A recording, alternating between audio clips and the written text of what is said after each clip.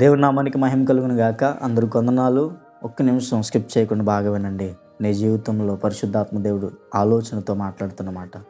నీ యొక్క తొందరపాటు నిర్ణయాలు నీ జీవితాన్ని బలహీనం చేస్తున్నాయి. నీ యొక్క తొందరపాటు పాపము నీ జీవిత కాలం అంతా పతనానికి దారి వెళ్ళిపోతుంది. గనుక ఎందుకు తెలియచేస్తూ మాట్లాడుతున్నానో ఒకసారి ఆయన జ్ఞానిద్దాం. సామెతలు రాసిన గ్రంథం 1వ అధ్యాయము 30వ వచనాన్ని మనం జ్ఞానిద్దాం. రాయండి. నా ఆలోచన వినలేకపోయిరి, నా గద్దింపు వారు కేవలమును తృణీకరించరి, కాబట్టి వారు తమ ప్రవర్తనకు తగిన ఫలమును అనుభవించెదరు. అర్థమవుతుంది కదా ఈ మాట. ప్రభు వాక్యానికి, ప్రభు నడిపింపుకి, ప్రభు ఉద్దేశాలకి నువ్వు దూరం అయిపోతున్నావని నేను తెలియపరుస్తున్నాను. ఈరోజు నువ్వు మేలుకోవాలి. అదే 33లో ఒక మాటను మనం జ్ఞానద్దురండి.